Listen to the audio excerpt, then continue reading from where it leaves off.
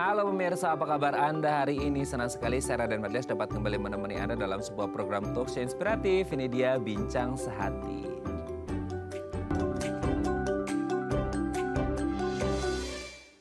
Ya pemirsa, bagi Anda para wanita, para ciwi-ciwi.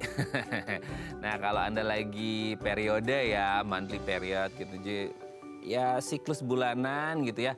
Sering gak sih? Bukan sering ya, pastilah ya. Semua wanita pasti akan menghitung.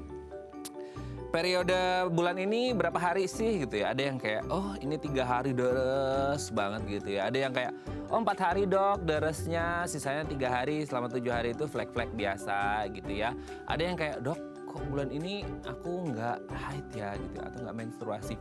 Ada juga loh ternyata saya punya teman gitu ya, mungkin karena satu dan lain hal, karena mungkin agak overweight juga gitu ya, yang dia tuh kayak bisa loh sampai bulanan bahkan tahunan dia nggak menstruasi. Bayangin itu gimana jadinya kalau tubuh darah yang harusnya keluar gitu ya bulanan itu selama berbulan-bulan bahkan bertahun-tahun ini nggak mengalami menstruasi. Terus apa yang terjadi di dalamnya? Nah, kenapa sih akhirnya banyak orang yang mengalami siklus menstruasi yang tidak teratur? Kenapa ada yang aduh kayaknya ini reguler banget ya, rutin.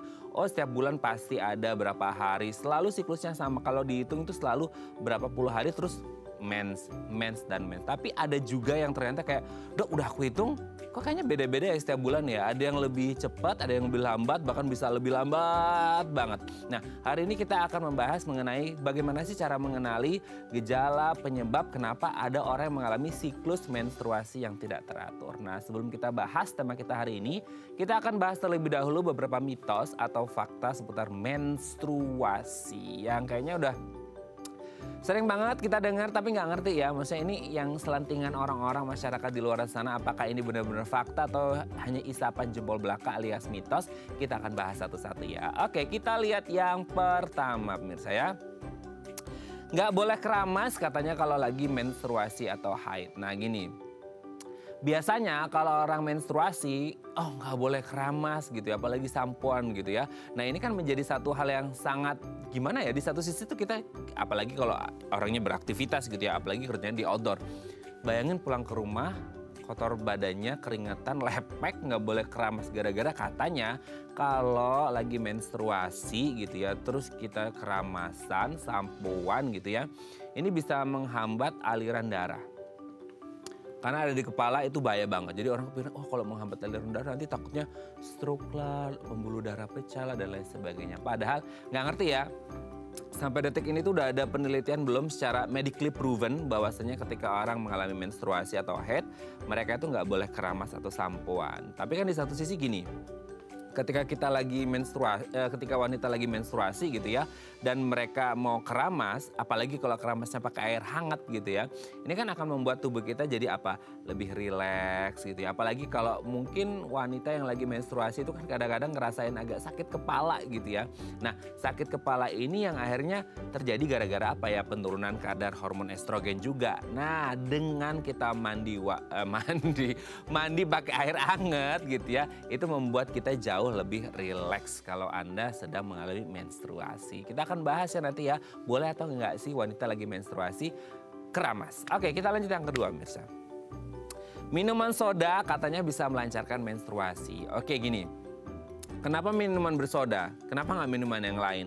Nah kalau minuman bersoda mungkin kan mengandung gasnya ya. Jadi kalau kita kepikiran, oh coba deh kalau kita makan makanan yang bergas, so automatically kita akan suka gas gitu ya, gases. Kita akan suka buang angin gitu. Nah mungkin orang pikirnya kayak, oh kalau kita minum minuman bersoda ketika lagi menstruasi, apalagi yang menstruasinya ngeflek terus dari hari pertama kayak, dok kayaknya banyak deh darahnya, tapi kok ngeflek aja gitu. Ya udah coba minum minuman bersoda deh gitu. Siapa tahu bisa membantu dengan gasesnya itu.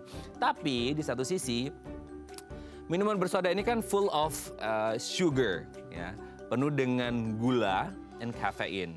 Nah ini yang akhirnya justru malah apa? Kan kita tahu ya orang menstruasi, wanita menstruasi itu kan kadang-kadang mood swingnya tuh lumayan gitu ya. Nah ketika si wanita ini lagi menstruasi minum minuman bersoda yang di dalamnya mengandung gula dan kafein, ini bisa memengaruhi apa? Situasi mood moodnya gitu ya, yang akhirnya berdampak pada apa? Ya situasi moodnya, suasana hati, dan katanya juga bisa mengganggu sistem pencernaan. Nanti akan kita bahas ya, ada pengaruh nggak sih minuman bersoda dengan lancar atau tidaknya seorang wanita ketika menstruasi. Oke, kita lanjut yang ketiga pemirsa ya. Nggak boleh minum air dingin saat menstruasi. Nah ini, kalau tadi nggak boleh minum bersoda, sekarang nggak boleh minum air dingin. Ini sering banget ya. Kenapa sih nggak boleh minum air dingin waktu menstruasi? Karena takut nanti darahnya menggumpal. Wah, ini kayaknya serem banget ya. Emang dikira kita ada freezer di dalamnya sehingga bikin darahnya itu jadi frozen gitu ya. Enggak juga, tapi nggak ngerti. Nanti akan kita bahas secara medis seperti apa. Karena kita kepikirannya ketika seorang wanita sedang menstruasi terus minum air dingin, dipikirannya kan sama halnya kayak gimana ya? Kita habis makan makanan berlemak. Oh nggak boleh minum air dingin, nanti lemaknya jadi mengeras dan kita jadi gembul dan lain sebagainya. Nah akhirnya analogi seperti ini nyangkutnya ketika wanita lagi menstruasi. Oh kalau lagi menstruasi itu kan darah lagi deres-deresnya. Jadi ibarat kata kita masukin air dingin, otomatis akan membuat darahnya jadi beku. Well, not that simple ya. Jadi maksudnya air dinginnya pun nggak mungkin yang nge-freeze banget kan. Karena pasti juga lidah nggak akan bisa nerima. Tapi kan kita juga harus sadari bahwasanya ketika kita minum atau makan gitu ya. Kan ada dua di dalam tubuh kita. Yang satu ini sistem pencernaan. Yang satu jalan lagi ini sistem reproduksi. Nah, kalau kita ngomongin air minum kan masuknya ke sistem pencernaan ya, bukan sistem reproduksi. Jadi mungkin beda jalur gitu ya. Kalau kita ngomongin, oh kalau minum air dingin nanti bikin darah haidnya jadi mengental. Nah, ini harus dipahami bahwasanya ada nih. Ini jalur sistem pencernaan, ini sistem reproduksi. Tapi nanti ya secara medisnya kita akan tanyakan ke dokternya. Oke, kita lanjut yang keempat pemirsa. Nggak boleh berenang, ini sering banget. Apalagi dulu ya waktu lagi sekolah ada pelajaran berenang gitu ya. Saya nggak bisa Pak Guru untuk berenang karena saya lagi haid, saya lagi menstruasi. Yang ditakutin apa sih ketika orang lagi menstruasi terus berenang?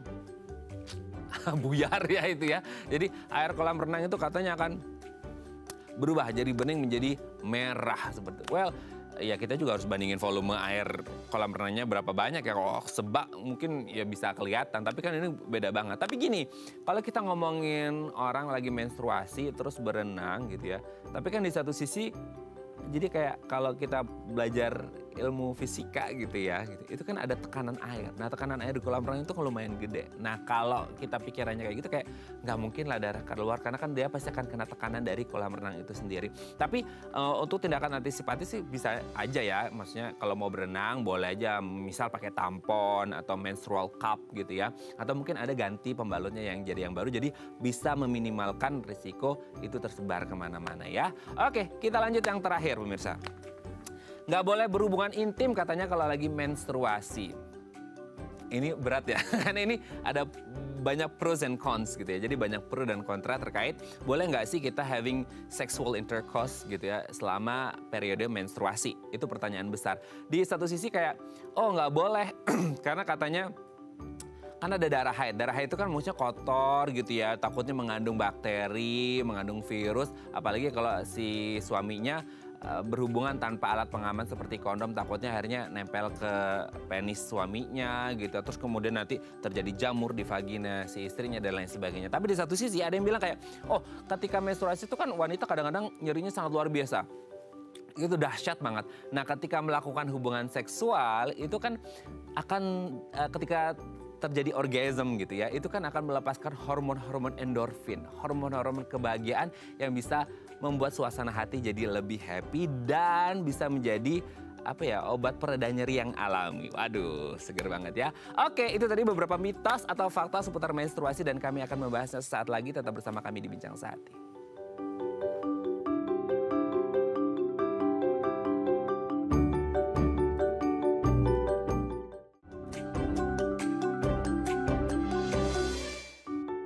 Baik, Anda masih bersama kami di Bincang Sehati. Tadi di segmen sebelumnya kita sudah membahas ya, ada beberapa mitos atau fakta seputar menstruasi. Nah untuk membahasnya apakah ini fakta atau cuma mitos mitos telah hadir bersama kami di studio Bincang Sehati. Ada Dr. Arif Ghazali SPOG, dokter spesialis obstetri dan ginekologi dari MMC Hospital. Selamat pagi Dr. Arif, apa kabar? Selamat pagi.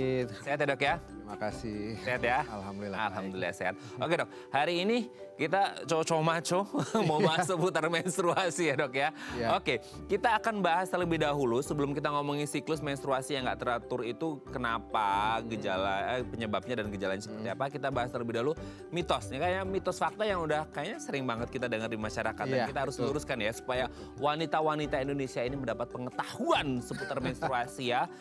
Oke, yang pertama adalah nggak boleh keramas pas lagi menstruasi, katanya bisa menghambat aliran darah lah dan lain sebagainya. Boleh nggak sih dok lagi menstruasi keramas? Sebetulnya nggak ada masalah ya. Nggak ada masalah. Apalagi kalau bisa haid yang panjang gitu kan, selama itu nggak keramas susah juga ya. Ya, nggak enak. Enakan kan bisa haid, bisa bergaul gitu ya. Kalau bau rambut kan juga nggak asik bergaul.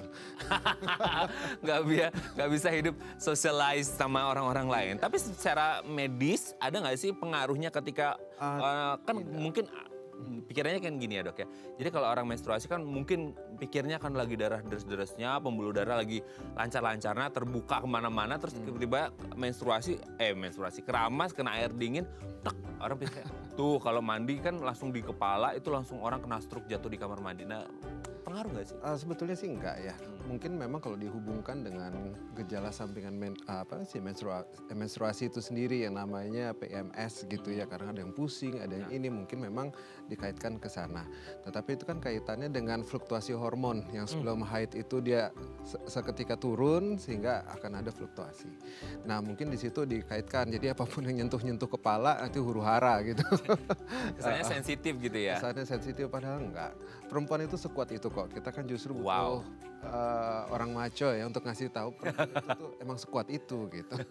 Sekuat itu ya perempuan ya? Itu, Oke, jadi mungkin itu gejala-gejala yang dirasakan selama PMS kayak sakit kepala dan lain sebagainya itu pun tidak terjadi pada semua wanita ya, karena mungkin kondisi PMS setiap wanita pun akan berbeda-beda. Betul. Akan jadi lebih sensitif di kepala kalau memang mereka merasakan lagi sakit kepala terus tiba-tiba kena air dingin kan rasanya pasti agak nyeri gitu ya. Kayaknya sih nggak cuma kena air ya, kesenggol aja jadi masalah itu. Senggol bacok sih kalau itu.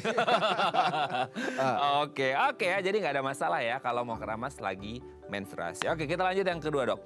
Minuman soda. Nah, nggak tahu sih ini karena beneran fakta atau cuma excuses ya gitu. Aku pengen minum soda selama menstruasi biar lancar menstruasinya. Gimana tuh dok? Sebetulnya kalau secara umum aja sih memang kita nggak menyarankan ya sering-sering minum soda karena masalahnya bukan cuman ini ya, apalagi kalau ke siklus haid secara overall secara panjang karena kan minuman bersoda ya tadi dengan karbonasinya dan kafeinnya itu jelas akan mempengaruhi metabolisme dalam jangka panjang. Yang dalam jangka panjang akan mempengaruhi sebetulnya secara keseluruhan cycle-nya bagaimana. Tapi kalau misalnya lagi haid dengan minuman bersoda kayaknya enggak ya. Apalagi kalau lagi misalnya PMS gitu kayaknya asik-asik aja sih. Gak masalah sih. Gak masalah ya. Kecuali memang dia punya kondisi khusus misalnya. Dia memang punya sakit mah, dia emang ada masalah yang lain lah di kesehatan yang mungkin tidak disarankan. Tetapi yang secara khusus dengan menstrual cycle-nya sih enggak. Nggak ada ya, oke. Jadi kalau mau minum lebih baik minuman yang sehat-sehat aja lah ya dok ya. Sehat-sehat, tapi kalau lepas kangen sama yang enak-enakan nggak apa-apa. Cheating day ya. Cheating day. Oke dok, kita lanjut yang ketiga ya. Nah kalau tadi minum soda ini minum air dingin. Jadi ini kepikirannya kayak nggak ngerti. Ada freezer kali ya di dalam Agak tubuh ya. bingung sih, jadi tadi tuh minum sodanya anget gitu. Minum soda yang nggak anget, nggak dingin. Tapi rata-rata dingin ya. Nah ini lanjutannya yang air dingin nih ya, spesialis Jadi dingin. Mungkin dipisah ada orang gitu. yang suka minum soda nggak dingin dok. Itu baru tahu. Baru tahu ya, Iya. soft drink yang nggak dingin gitu ya. Nah, kalau air dingin, specifically air dingin, entah itu soda atau non soda lah gitu ya. Jadi orang pikirnya, oh pasti akan bikin darah haidnya pasti akan menggumpal, mengental atau bahkan lebih ekstrimnya membeku gitu. Itu serem banget dok. Nggak se-ekstrim itu ya, soalnya badan kita itu sistem pengamanannya cukup oke sekali, Canggih gitu, lah ya. canggih dan sedingin apa sih yang bisa diminum sama kita gitu. Terus satu, terus yang kedua suhu kita tuh sebetulnya udah cukup panas gitu, 36 derajat Celcius itu tuh cukup panas. Jadi di mulut kita sampai lambung juga suhunya udah netral gitu. Dan kalau untuk pembekuan darah, badan kita tuh sangat spesifik sekali dengan apa namanya faktor-faktor pembekuan darah. Ada syaratnya kapan dia mulai teraktivasi, tapi yang jelas kalau untuk dingin enggak. Tapi kalau dia dikubur di es mungkin berpengaruh. Itu beda kasus ya dok ya. Kasus cuman Di Antartika dia ya. Oke, jadi nggak ada hubungan ya air dingin. Dan itu pun mungkin secara sistem di tubuh kita kan ada sistem reproduksi dan sistem pencernaan ya. Iya. Dan ketika minum kan nggak masuk ke sistem reproduksi kan? Atau gimana tuh? Lebih tepatnya kalau kita ngomong air ya, air kan pasti masuk lewat Kemana-mana. darah ya, pasti kemana-mana. Tapi secara suhu sampai lambung juga udah netral. Oh, udah netral karena tubuh Iya, kita memang segitu bisa panas. menetralisir gitu ya. Iya. Oh, oke. Jadi nggak akan merebet kemana-mana tuh ya. Nggak akan mungkin kita makan es batu, di dalam masih es batu nggak mungkin ya, pasti udah Iya. mencair ya. Saya nggak tahu sih kalau misalnya biang es, saya belum pernah coba sih. Mungkin nanti kita coba ya, ada eksperimennya ya. Oke dok, kita lanjut ya. Yang keempat, nah ini juga nih, orang agak worry juga kalau lagi menstruasi nggak mau berenang. Gara-gara takut nanti terjadi hal-hal yang tidak diinginkan nyebar kemana-mana. Ketahuan, wah lagi menstruasi itu merah-merah gitu. Boleh nggak sih sebenarnya? Kalau ini relatif. Relatif. Relatif, karena kan setiap perempuan itu kan beda-beda ya haidnya. Ada yang haidnya asik-asik aja gitu, cuma nanti saya jelaskan mungkin apa sih haid itu gitu. Ya, oke. Yang asik-asik aja, artinya nggak gobios, nggak cuman nggak ngapa-ngapain aja udah basah semua gitu. Ada. Ada, kalau yang profuse bleeding ya jangankan berenang, dia nafas aja udah banyak gitu. Nah kalau untuk yang pada kondisi normal ya itu sih nggak ada masalah. Satu, tadi tekanan fisik aja udah jelas ya dari kolam gitu. Terus yang kedua, sekarang kan mekanismenya macam-macam ya. Ada pembalutnya, ada yang baju untuk khusus lah. Bahkan kalau untuk yang sudah menikah ya ada tampon, ada menstrual cup gitu. Terus yang pastinya lagi area kewanitaan itu area yang selalu tertutup gitu. Iya. Ada segelnya, segel dalam yaitu segel khusus, terus yang labia minora, labia mayora gitu. Beda sama hidung kita yang selalu terbuka gitu. Jadi bukan open space ya. Iya. Bukan open space, benar.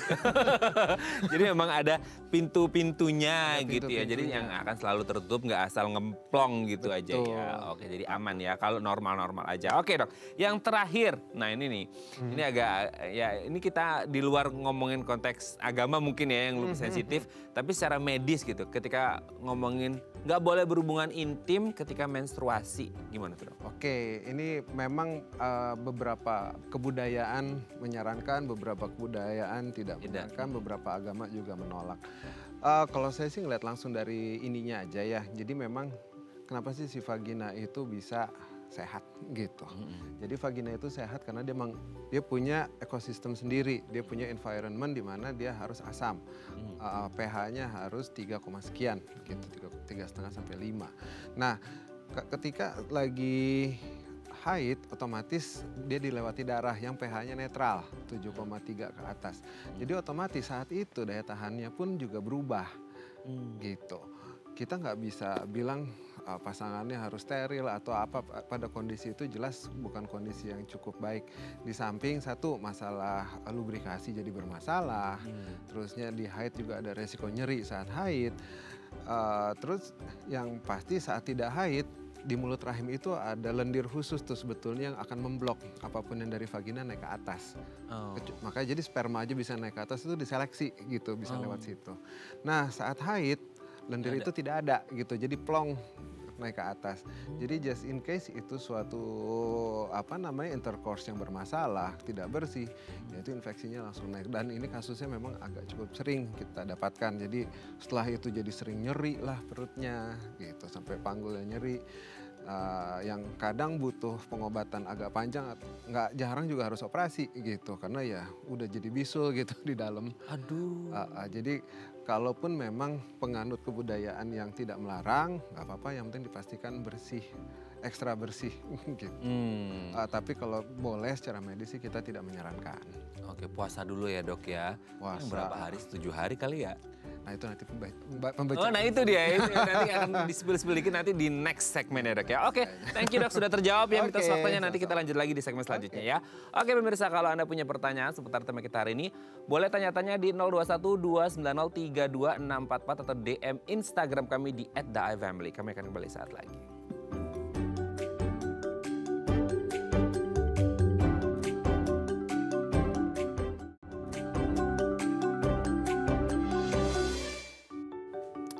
Baik, Anda masih bersama kami di Bincang Sehati. Kita masih membahas tema kita hari ini. Ada yang namanya siklus dalam menstruasi gitu ya. Nah ada yang bilang kayak, oh berapa hari, terus ngulangnya berapa kali gitu ya. Ini yang menjadi pertanyaan banyak orang. Siklus menstruasi yang seperti apa sih yang normal? Karena mungkin ketika mereka cerita ke teman-temannya, kok aku begini, kok aku begitu. Nah ada yang bilang kayak, ini normal, ini nggak normal. Nah nanti akan kita bahas ya, sebenarnya siklus menstruasi yang teratur dan tidak teratur, yang normal, tidak normal ini seperti apa. Oke, kalau Anda punya pertanyaan seputar tema kita hari ini, boleh tanya-tanya di 0212903244 atau DM Instagram kami di @theifamily. Kita masih bersama dengan Dr. Arif Ghazali SPOG, dokter spesialis obstetri dan ginekologi dari MMC Hospital. Oke dok, menstruasi. Ini satu istilah yang udah common banget lah, udah umum banget. Tapi orang kayak ya udah menstruasi itu darah keluar kotor, that's it gitu ya. Satu dari darah keluarnya, kedua darah kotornya, kedua dari keluarnya. Sebenarnya secara satu paket gitu ya, menstruasi ini seperti apa sih? Kondisi yang apa gitu? Oke, jadi menstruasi itu sendiri nomor satu itu adalah peristiwa keluarnya darah dari kemaluan yang secara berpola. Oh berpola? Berpola ya teratur setiap bulan, nanti ada kriterianya. Cuman pada intinya menstruasi ini satu menggambarkan bahwa si perempuan ini masuk ke area reproduksi. Haid itu menggambarkan kalau si perempuan itu subur. Jadi setiap keluar darah haid yang teratur itu menggambarkan kalau si perempuan itu mampu untuk hamil. Dilihat dari sisi ininya. Tapi menstruasi itu sendiri apa? Menstruasi itu sendiri adalah keluarnya darah dari kemaluan, cuman pada dasarnya darah apa sih gitu, ini darah kotor apa sih gitu. Iya itu. Kok kita laki-laki nggak ada mens gitu, artinya darah kita kotor banget gitu. Jangan kan. lu kayaknya ribet soalnya. Iya. Jadi sebetulnya gini, jadi ketika tidak terjadi dari telur yang subur, itu akan dari telur yang subur akan mempersiapkan dinding rahim untuk menerima kehamilan. Tetapi ketika tidak terjadi kehamilan, itu punya expired date-nya tuh. Biasanya setelah telur subur itu punya expired date 13-15 hari. Ketika tidak terjadi kehamilan, lapisan dinding rahimnya akan dikeluarkan. Luruh gitu ya? Diluruhkan. Cuman masalahnya di rahim itu nggak punya kayak mulut. Di mulut itu ada lidah untuk membersihkan sisa makanan. Di hidung nggak ada jari untuk ngambil.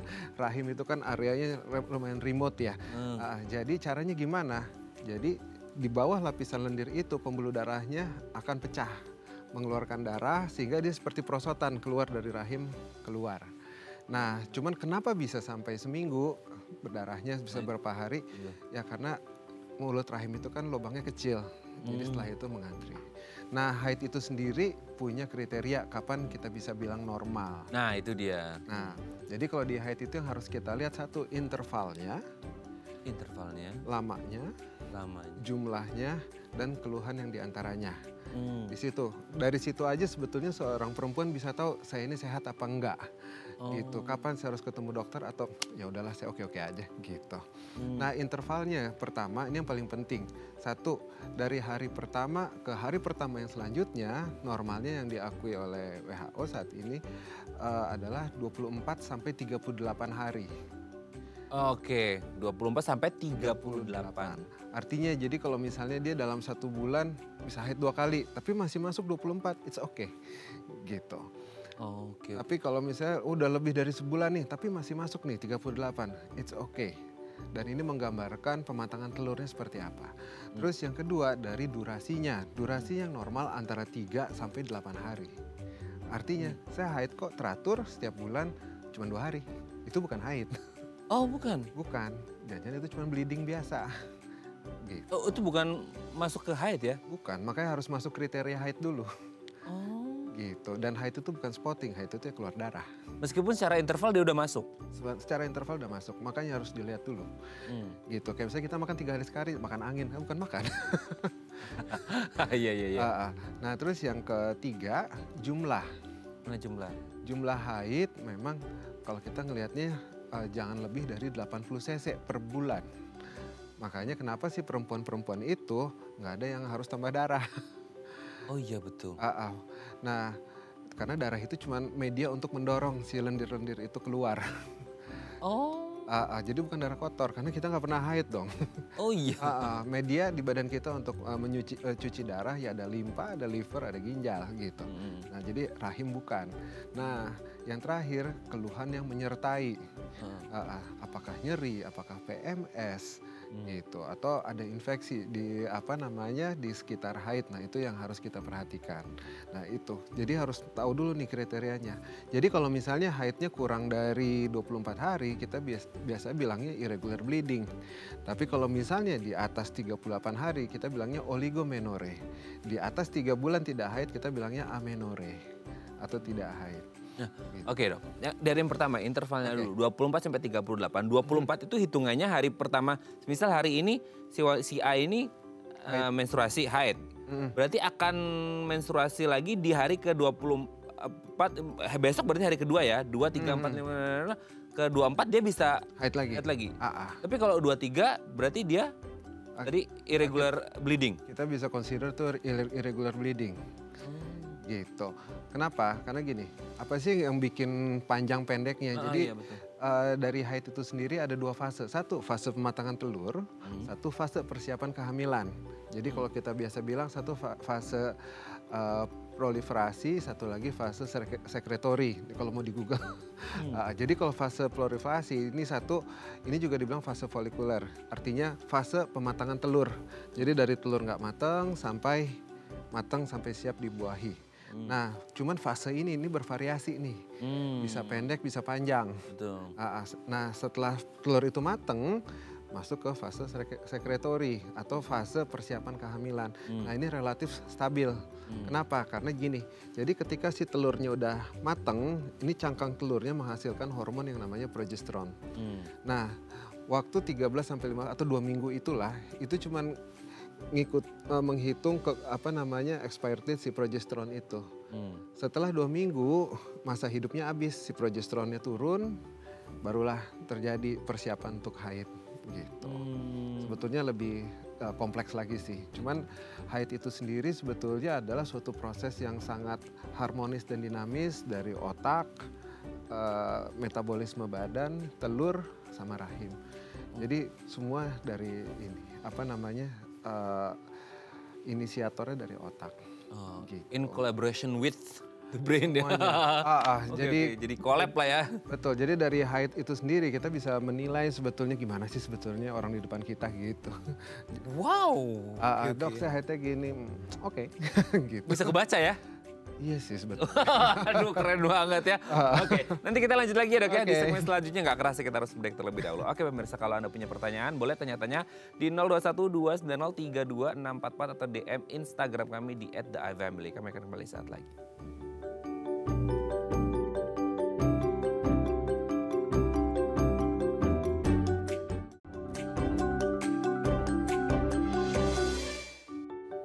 Baik, Anda masih bersama kami di Bincang Sehati. Kita masih membahas tema kita hari ini, gimana cara mengenali siklus menstruasi yang tidak teratur, gejalanya seperti apa, penyebabnya, dan lain sebagainya. Kalau Anda punya pertanyaan, Anda lagi kayak, aduh udah 2 bulan nih nggak menstruasi, nah boleh tanya-tanya ya. Di 0212903244 atau DM Instagram kami di @theivamily. Kita masih bersama dengan Dr. Arif Ghazali SPOG, dokter spesialis obstetri dan ginekologi dari MMC Hospital. Oke dok, kita lanjut lagi. Ini menarik ya, dari 4 tadi aja banyak sebuah pertanyaan ya. Karena ini yang umum ya, dari interval, kemudian lama atau durasi, jumlah dan juga keluhannya seperti itu ya. Dari intervalnya terlebih dahulu. Ini kayaknya nggak cukup 1 episode gitu ya. Ini mewakili para perempuan di luar sana. Nah, ini kan tadi 24 sampai 38 hari. Nah, ya kalau kalender dalam tahun pun beda-beda gitu ya. Tapi kalau kita ngomongin 24 sampai 38 gitu ya, itu akan bervariasi terus tiap bulan atau kayak saklek, pasti 24 terus atau gimana dok? Itu akan bervariasi ya, soalnya kan kalau perempuan apalagi itu satu tergantung percintaan, pekerjaan, dan keuangan gitu, itu sangat berpengaruh sekali. Psikologis juga. Psikologi sangat berpengaruh. Apalagi kalau misalnya kita dapat pasien misalnya kerja di sektor keuangan tuh biasanya akhir tahun tuh suka agak panjang gitu. Audit dan segala macam ya. Atau misalnya yang ada kondisi-kondisi tertentu atau bahkan ada kondisi medis tertentu itu akan sangat merubah siklus haid gitu. Jadi makanya saya bilang siklus haid itu amat sangat menggambarkan orang di depan kita. Pasien di depan saya gitu ketika mereka keluhannya adalah keluhan haid. Kalau orang depan kita aku dong, aku nggak Ahmed. Iya, soalnya tadi saya takut jawab pertanyaannya kalau saya haid gini dong. Iya. Oke, jadi akan berbeda. Tapi kalau hitungannya masih di antara 24 sampai 38 itu masih normal. It's okay. Artinya kalau di dalam hitungan itu sesimpel artinya 90% telurnya oke dibuahi. Artinya kalau dia rencana hamil, pastikan dia punya cycle-nya dulu tuh, intervalnya terpenuhi. Kalau emang rencana hamil. Kalau misalnya cycle-nya tidak terpenuhi, misalnya selalu di atas 40 itu, ya otomatis otomatis akan susah. Satu untuk hamil, dua kualitas dari kehamilannya juga harus dipertanyakan apakah bagus atau enggak gitu. Karena tentunya kalau makin lama juga si telur itu dimatangkan. Sehingga kemungkinan untuk terjadinya kegagalan dalam proses pematangannya pun juga ada gitu. Cuma itu mungkin segmen yang bahanan yang lain lah. Nanti kita ngobrol lagi ya di segmen yang lain ya. Oke, itu dari intervalnya. Meskipun dia lebih cepat juga bukan berarti kayak lebih cepat lebih bagus dong dok gitu. Betul. Jadi gini, kalau misalnya dia lebih cepat nih, biasanya itu belum matang sebetulnya telurnya. Jadi biasanya ini berdarahnya bukan dari cycle, biasanya dari yang lain nih. Ini biasanya gangguan perdarahan pada rahim biasanya. Gitu. Justru kita harus melihat nih apakah ada masalah di anatomi dari rahim sehingga dia kok bisa berdarah di pertengahan siklus. Gitu. Jadi banyak sebetulnya harus kita lihat. Ya. Jadi intinya kok dari keluhan kita harus lihat dulu nih masalahnya. Haidnya nggak keluar atau darahnya malah berdarah. Gitu. Itu ada kriterianya masing-masing. Ada kriterianya ya. Oke, tapi kalau dari lamanya, nah ini kan banyak yang kayak kalau ciwi-ciwi lagi curhat kan, kok aku 3 hari ya, aku 7 hari loh, aku 8 hari, aku 2 hari gitu. Ada yang seperti itu bisa beda-beda. Kalau interval oke tadi beda, bisa beda. Nah sekarang lamanya, durasinya. Nah kalau dari lama itu menggambarkan dua hal. Satu menggambarkan kadar hormonnya. Karena gini, semakin tinggi estrogen, hormonnya dihasilkan oleh telur ketika dimatangkan itu akan membedakan ketebalan dari dinding rahim. Nah, makin tebal dinding rahim, ya otomatis makin banyak yang harus dibuang. Gitu. Terus kedua, dari kontainernya itu sendiri, rahim itu sendiri. Wadahnya. Jadi kalau misalnya rahimnya besar karena satu hal, misalnya memang ya ada miom lah, atau misalnya ada tumor-tumor rahim, sehingga permukaan kontainernya jadi luas. Otomatis yang harus dibuang juga lebih banyak. Jadi biasanya sih mereka dibuangnya sekali waktu, makanya kalau pada yang haidnya banyak, kadang-kadang suka bergumpal-gumpal dulu awalnya, terus lama gitu. Kenapa jadi lama? Karena saking banyaknya yang harus dibuang ya kan ngantrinya lebih lama juga keluar. Oke. Tapi lamanya yang normal dan kayaknya oke itu berapa hari tadi ya? 3-8 hari. 3-8 hari ya, itu normal ya. Normal. Nah itu dari lamanya. Nah ini lama pasti akan berpengaruh pada yang selanjutnya, jumlahnya gitu ya. Betul. Volumenya gitu. Betul. Kan ada yang kayak, dok aku 8 hari masuk kategori. Tapi sehari aja deres, abis itu sisanya 7 hari flag. Nah itu gimana tuh? Itu nggak apa-apa. Kan kita bisa lihat dari jumlahnya juga setelah itu. Jadi kalau misalnya flagnya kok agak panjang ya, itu harus kita cek. Itu masih bagian dari haid atau enggak. Gitu. Bisa aja ternyata memang ada luka di mulut rahim karena peradangan gitu atau yang lain. Tapi kalau misalnya untuk jumlah tadi, kita sebetulnya bisa lihat dari pembalutnya. Kan gimana dok? Jadi kan pembalut itu walaupun saya nggak pernah pakai, ibu-ibu mohon maaf. Tapi kita bisa memperkirakan kira-kira kalau yang kecil itu kira-kira 5-10 cc, kalau yang besar bisa sampai 30 cc gitu. Atau mungkin kalau boleh ya untuk para penggunanya mungkin bisa dites tuh kira-kira berapa cc untuk pembalut yang biasa digunakan. Pembalut kesayangannya biasanya mengkonten berapa cc. Jadi gampang tuh untuk ngukurnya. Gitu. Buat nampungnya itu ya. Misalnya saya selalu pakai yang gede yang saya takut masuk merek ya. Yang besar yang ada ininya gitu dok, misalnya sehari saya pakai 5, oke kita tahu ini nih 20 cc, artinya sehari aja bisa 100 cc nih gitu. Artinya kita tahu nih setelah haid pasti HB-nya turun gitu, sehingga membutuhkan transfusi gitu. Kalau kita ngomong yang emergency heavy bleeding, itu kalau pembalut yang besar habis dalam waktu 1 jam. Jadi kalau pembalut yang besar itu full 1 jam itu harus segera ke rumah sakit. Artinya itu udah masuk perdarahan yang emergency. Oke, tapi untuk mengetahui itu yang emergency bleeding atau irregular bleeding dan memang menstruasi gimana dok? Kan orang takutnya ya itu memang lagi deres-deresnya gitu. Iya, termasuk itu. Jadi dia memang lagi haid, tapi dia baru pasang. Loh kok belum sejam udah full, itu udah masuk emergency. Oh, bukan kayak nggak apa-apa ini mungkin hari pertama memang lagi deres-deresnya gitu, enggak ya? Enggak, kan deres-deresnya kan ibu-ibu udah tahu tuh biasanya sederes apa sih gitu. Aku nggak tahu karena nggak pernah dok. Saya juga dari curhatan ibu-ibu. Dari curhatan ibu-ibu. Oke. Nah itu dari jumlahnya gitu ya frekuensinya. Nah sekarang kita lagi ngomongin keluhannya. Nah, kan ya menjelang menstruasi, PMS dan lain sebagainya kan ada yang kayak nyeri banget. Ada yang aku biasa-biasa aja. Itu bisa jadi kondisi yang sangat plural banget, jamak banget gitu. Itu gimana bisa berbeda-beda? Apa karena mungkin riwayat kesehatannya kah? Atau mungkin ada kondisi-kondisi yang lain hingga membuat oh ini biasa-biasa, ini sampai guling-guling gitu di lantai gitu. Sangat. Sangat.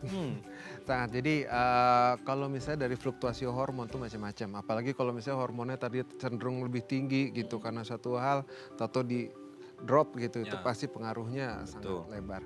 Terus yang berikutnya ada misalnya nyeri gitu. Nyeri pun kita harus klasifikasikan karena ada beberapa penyakit kayak misalnya endometriosis atau adenomiosis itu jelas akan ada keluhan nyeri. Dan biasanya khasnya mereka adalah mereka mulai nyeri sebelum haid. Dan sepanjang haid itu suka ada. Kalau itu memang kenapa? Karena dia itu punya jaringan mirip dinding rahim yang harus dirontokin tapi berada di luar rongga rahim. Artinya apa? Ya memang proses haid dia ada gitu tapi nggak di dalam rahim. Jadi prosesnya akan bikin nyeri di sekitarnya. Gitu. Nah kalau yang fluktuasi hormon itu macam-macam. Bisa ada background psikologis, ada background metabolik juga gitu. Jadi harus kita lihat juga tuh basicnya apa sih. Jadi nggak kita lihat oh dia ini nih artinya psikiatrik kita kirim ke psikiater nggak bisa. Kita lihat dulu nih pola hidupnya bagaimana. Apakah memang ternyata ini bukan dia ternyata emang program hamil sekarang haid gitu ya, pasti depresi sekali gitu. Betul. Jadi kita harusnya secara holistik, nggak bisa kita lihat ya, secara menyeluruh ya harus mengetahui kenapa ini terjadi dan lain sebagainya. Jadi dari sini kita bisa melihat bahwa oh ternyata siklus menstruasinya normal, oh ini nggak normal, ini teratur, ini nggak teratur. Jadi kita bisa ngerti ya dari sini nggak perlu ke dokter dulu, tapi secara tidak ancang-ancangnya kita ngerti oh kayaknya sesuai arahan dokter Aris tadi bahwa ini kayaknya nggak normal nih gitu ya. Oke dok, sebelum lanjut ini ada DM Instagram aku bacakan ya. Ini dari Mbak Berta. Dok usia saya 25. Selama ini siklus menstruasi saya lancar, tapi bulan ini saya menstruasi tepat setelah berhubungan intim dengan suami saya. Oke, jadi menstruasi setelah berhubungan intim. Padahal sesuai tanggalan jadwalnya seminggu lagi. Ini kira-kira kenapa ya dok? Terima kasih. Oh ini jadwalnya masih seminggu lagi tapi setelah berhubungan intim sama suami langsung menstruasi. Nah ini irregular bleeding bukan? Atau gimana dok? Oke, ini lain lagi, ini kategori yang lain. Oh, jadi kalau kita ngomong tadi masalah haid, bleeding dari haid, irregular bleeding artinya darah yang keluar dari rongga rahim. Kalau misalnya kita ngomong perdarahan haid, kita harus kelompokkan 2, organik, anorganik. Kalau yang organik itu kita bilang palm, kalau yang non-organ namanya koin, PALMCOEIN. P itu polip, adenomiosis, leiomioma, malignansi. Terus kalau yang koin itu gangguan pembekuan darah, gangguan dinding rahim yang setelah dicek semuanya oke. Apakah dia pengguna KB, apakah yang terakhir yang tidak termasuk dari semuanya kalau lukanya bukan dari rahim, misalnya dari mulut rahim, dari vagina atau segala macam. Nah kalau yang seperti ini kita harus pastikan dulu darahnya keluar dari mana. Dok saya gangguan haid gitu, macam-macam. Karena saya juga pernah dapat kasus habis seperti ini gitu. Darah sebulan. Kita cek, itu udah dapat obat hormon itu nggak sembuh-sembuh. Oke akhirnya kita cek lah. Kita lihat dulu deh sumber pendarahan dari jalan keluarnya darah. Ternyata cuman luka aja. Pengobatannya sesimpel pakai antiseptik aja dicocol selesai. Itu bisa seperti itu. Tapi kalau misalnya khas selalu berdarah setelah berhubungan, kita juga harus lihat dulu mulut rahimnya sehat atau tidak. Karena ada yang namanya postcoital bleeding. Postcoital bleeding jadi berdarah setelah berhubungan itu memang dikaitkan dengan mohon maaf seperti resiko atau bahkan gejala kanker mulut rahim. Aduh. Gitu. Jadi harus ditanyakan untuk Mbak Berta tadi apakah pap smearnya selama ini normal. Oh. Gitu. Berarti untuk mengetahui ada masalah atau tidak di mulut rahimnya apa yang kira-kira harus dilakukan dengan Mbak Berta? Maksudnya ini kan dia jadi mungkin habis ini aku harus gimana dong dok gitu? Yang pertama harus kita lakukan pemeriksaan sederhana, mungkin bisa dengan cocor bebek lah kita lihat asal darahnya dari mana dulu, gitu. Kalau dari rahim ya kita mungkin memang gangguan haid aja, irregular bleeding gitu. Tapi kalau bukan dari rahim ya mungkin ya lihat dulu, jangan-jangan cuma luka biasa. Karena kan bisa juga dari luka tuh bisa dari gangguan lubrikasi, mungkin berhubungannya sambil berantem kan bisa aja. Sambil bawa-bawa palu ya. Oke, tapi kasus seperti ini ada lumayan banyak gak sih dok kasusnya? Cukup sering ya. Oh cukup sering? Cukup sering. Oh, okay. Cukup sering prevalensinya tapi mungkin faktor pemicunya mungkin beda-beda ya. Mungkin kondisi mulut rahim atau lain sebagainya gitu ya? Iya beda-beda. Tapi selama ini selalu kasusnya serius dok atau gimana? Ada yang serius ternyata beneran kanker mulut rahim, ada yang sesimpel cuman memang ternyata polip gitu ya. Jadi polipnya udah keluar, jadi kalau tersentuh dia berdarah. Ada yang memang cuma radang mulut rahim aja, jadi memang cenderung ini. Tapi kan kalau radang mulut rahim kita tes dulu tuh mulut rahimnya, apakah ini punya ciri-ciri ke arah kanker mulut rahim atau emang pure cuman kayak sariawan aja gitu. Oke ya. Oke, semoga ini bisa menjawab pertanyaan Mbak Berta. Nanti kalau butuh penjelasan lebih lanjut langsung hubungi Dr. Arif aja ya. Oke dok ya. Nanti kita lanjut lagi ya di segmen terakhir ya. Oke pemirsa, kalau Anda masih punya pertanyaan boleh tanya-tanya di 021 290 32644 atau DM Instagram kami di @theifamily. Kami akan kembali saat lagi.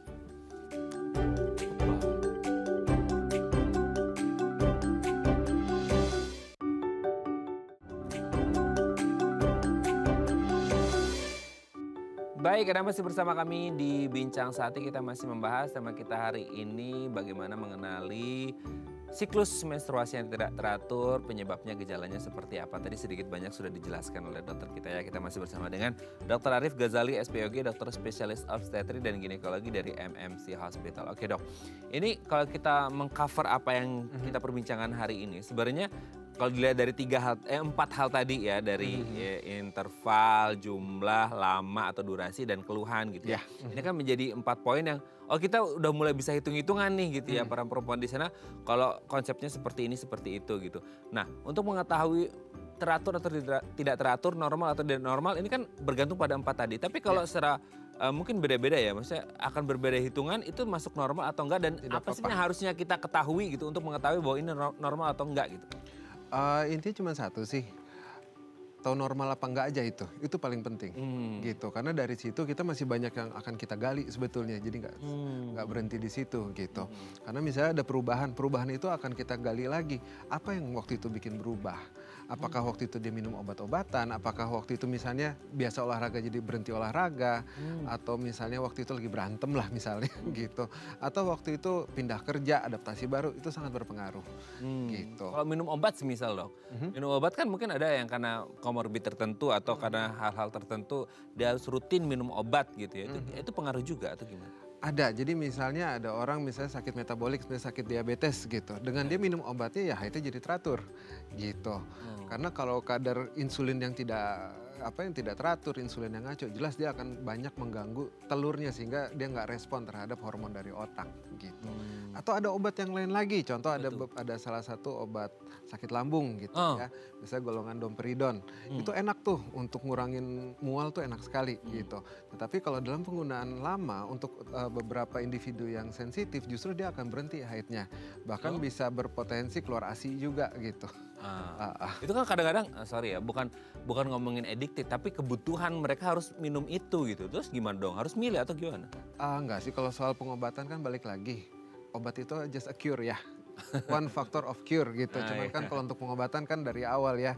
Ada lihat health promotion, lifestyle-nya gimana. Kalau dia bisa sakit mah kan faktor risikonya apa aja. Ya misalnya udah minum obat makannya tetap kacau ya Ya saya jadi bingung nih, addicted-nya sama obatnya apa sama yang sananya gitu. Jadi yang mana dulu nih yang mau diberesin gitu.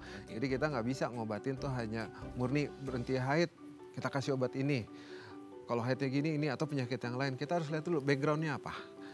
Gitu. Pertama lifestyle-nya, gaya hidupnya, exercise-nya. Jangan salah, saat ini kalau kebetulan di tempat kami kita ada tim wellness-nya dengan spesialis olahraga khusus.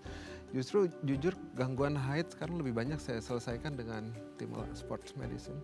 Wow. Iya, gitu. Kenapa? Karena begitu kita masuk obat, kita cuma motong sebagian outcome yang sudah terjadi. Padahal kadang-kadang yang harus kita benahi adalah input dan the whole systemnya gitu. Iya betul.